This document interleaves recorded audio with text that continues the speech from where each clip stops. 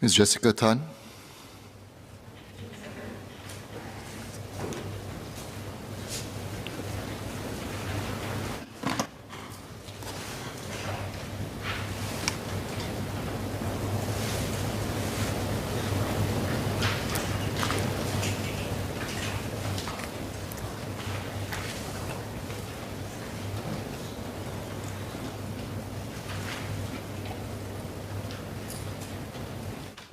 Mr. Speaker, sir, may I take questions 7, 8, and 9?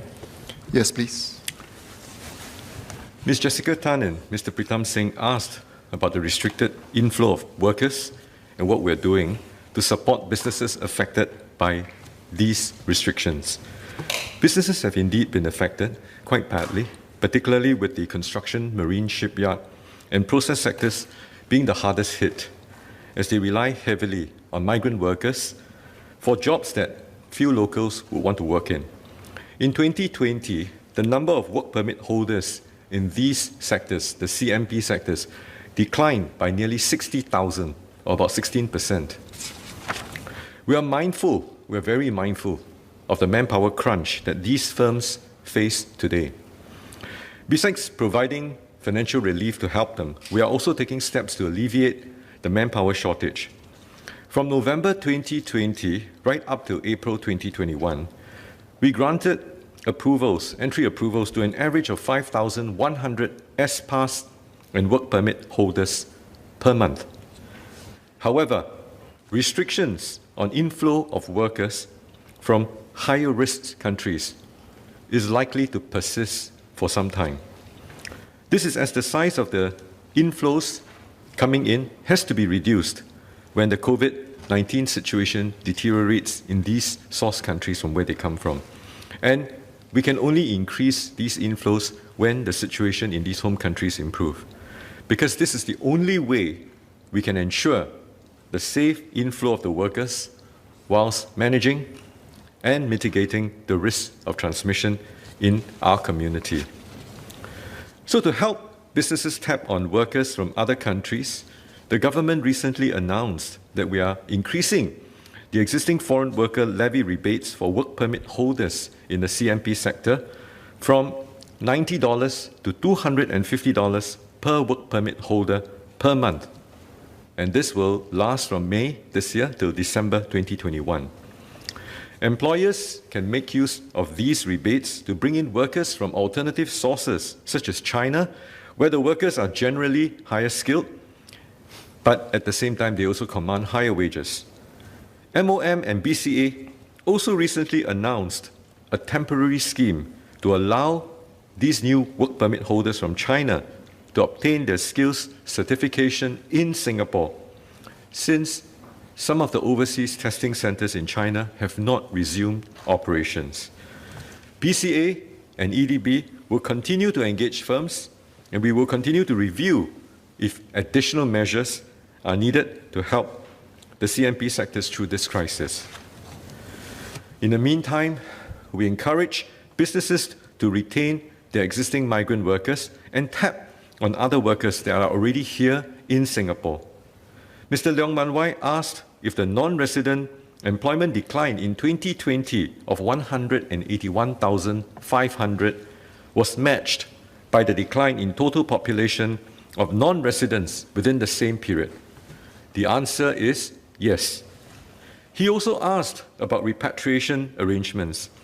Now, when a work permit pass expires or is cancelled, we require the worker typically to leave Singapore in 2 to 4 weeks. This depends, of course, on the pass type. Time is given for the employer to arrange repatriation and also for the worker to settle his or her own personal affairs, such as closure of bank accounts and termination of leases. Each year, around about 30% of all work pass holders do not continue employment with their original employer and have their passes expire or cancel. If the work pass holder is able to find new employment before repatriation, there's no reason for us to purposefully force these workers to return to his home country. For him to incur additional recruitment fees from overseas employment agents to undergo additional COVID-19 testing, and third, on return back to Singapore, to serve up to another 21 days of stay-home notice. Furthermore, making the worker run around, do this unnecessary round trip would increase the risks of him returning with a COVID-19 infection. So on the other hand, however, if the work pass holder does not find new employment before the deadline, we ensure that his former employer will fulfill their obligation to successfully repatriate the worker. Now, if we had insisted that the worker had to leave Singapore even though he has already found an employer, we would have had to allow the entry of nearly double the number of workers last year, and this would further strain our SHN facilities. Of course, the alternative would be to compound further the manpower difficulties faced by businesses, as what the Honourable Member of Parliament, Ms. Jessica Tan, and also Mr. Pritam Singh have highlighted. Thank you. Mr. Pritam Singh.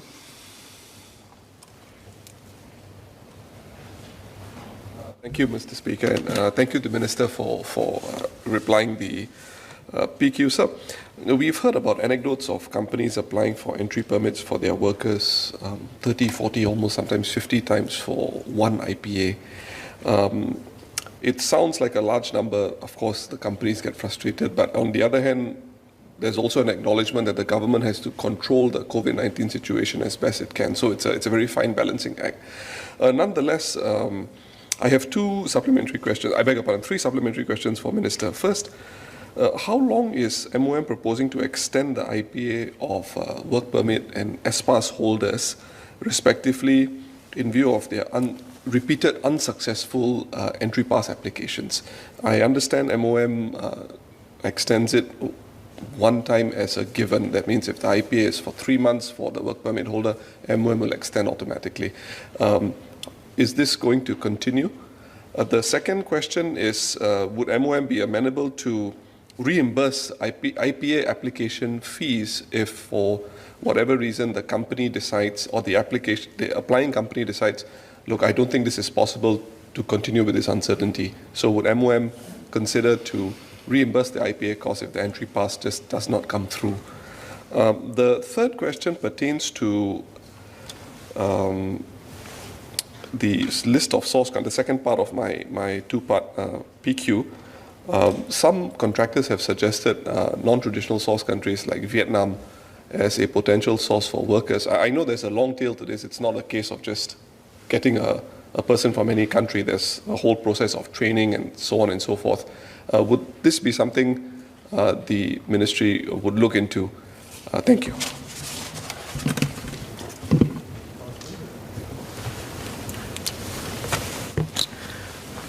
I thank Mr. Pritam Singh for his question. Now, for the IPA, the in-principle approvals and the entry approvals, the final entry approvals, they are actually two separate independent processes.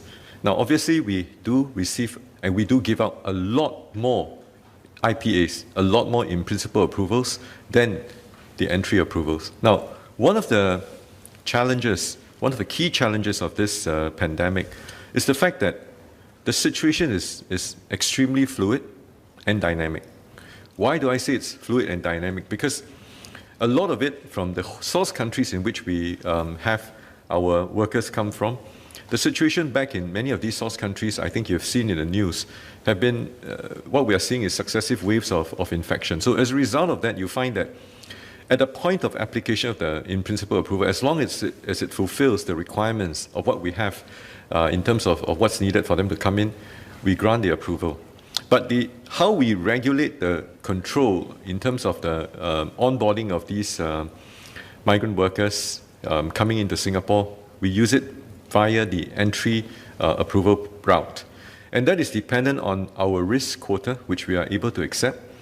It's also a function of certain NTR restrictions, for instance, that the MTF decides, and at the same time, also a function of how many of these SHN facilities we have available. I think earlier on in the year, we announced the setup of the Migrant Worker Onboarding Center, which is a one-stop center to screen all of them, and so to make sure that it's safe before they go into the community. So it's also a function of the number of beds that we have. Now, because of that, you find that the IPA approvals usually will far exceed the number of actual entry approvals coming into Singapore itself. So I hope that part of it clears out. Now, to your point about whether we grant, depending on the different pass types, whether it's EPs, S passes, and work permit, the IPAs have different lengths of validity. Now, today, the default answer to your point about the renewals and the automatic approvals gets extended, that is what we are now doing. However, we are seeing that because of the backlog of cases, that backlog has increased significantly. Now, as a result, even if you allow for an automatic extension of that approval process, it doesn't make sense because that extension is going to go months ahead without any certainty as to whether ultimately we can grant the entry approvals. I think that's where the challenge is today, because we have no way of telling whether how the pandemic, the control of the situation, the number of infections, the successive wave of infections from many of these source countries where we get our workers from can actually provide certainty of control of the outbreak of these infections. So to that end itself, I guess the long answer to your question is that the extension of the validity of these IPAs, I think, is something that we are now reviewing, because if it's too long again in the future, it doesn't make sense. To the second point about refunds and reimbursements, indeed, we are considering that as well. We are trying to find a more nuanced way so that we can make it a lot easier. For the diversification of source countries across the different ministries, MND, BCA, ourselves, as well as even MOT and ICA, we are exploring that collectively, and we have started to reach out to counterparts in many of these other source countries, the non-traditional sources, to see how we can onboard them. But obviously, I think this would take time because there's also language, cultural issues. These are things that we have to take into consideration. Thank you. Ms. Jessica Tan.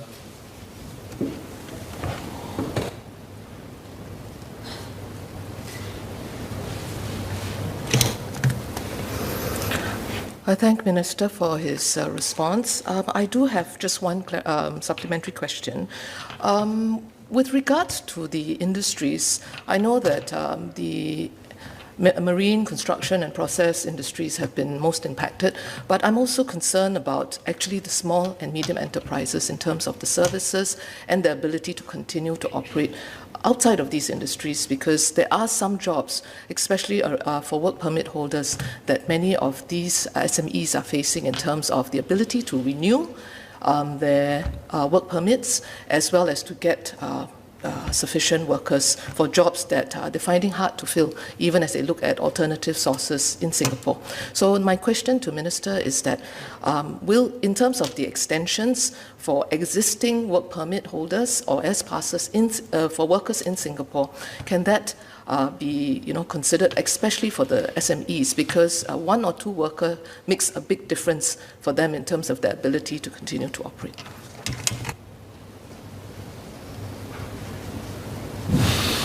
I thank Ms. Jessica Tan for her very, very pertinent and very important question. And indeed, at this particular point in time, we're in crisis mode.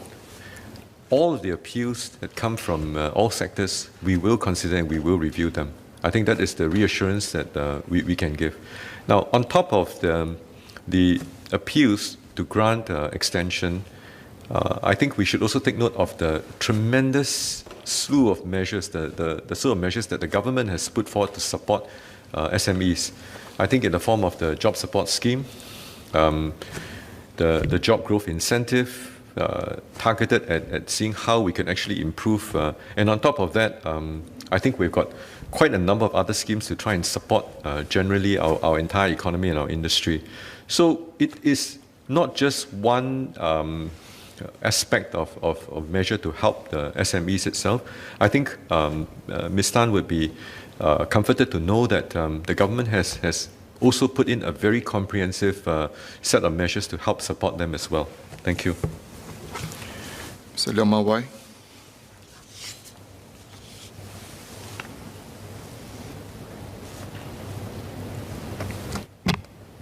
Thank you, Mr. Speaker. I have one clarification for the Minister. The Minister confirmed that last year about 180,000 contraction of non-resident employment there is also an outflow of these people out of Singapore. Recently, there's also a number that say that there's a shortage of about 60,000 workers in the CMP sectors. So can I confirm whether there has been a re-entry of 130,000 foreign workers into our country in the last few months? Thank you.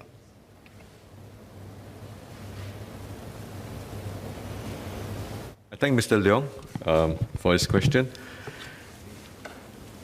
Net, the entire industry, if I may sort of couch it, net in the entire industry itself from March of 2030 right up till April this year, there is, for the CMP sector, which includes the Work Pass as well as the S Pass, there's an average net outflow of 2,400 workers a month.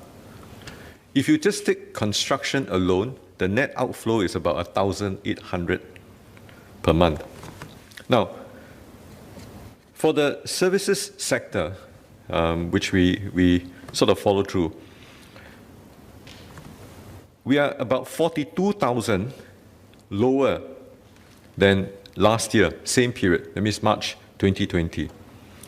So that represents a net outflow of 3,200 per month. This is just for the services sector. So if you add both the CMP sector plus the services sector itself, the net outflow is about 5,600 per month.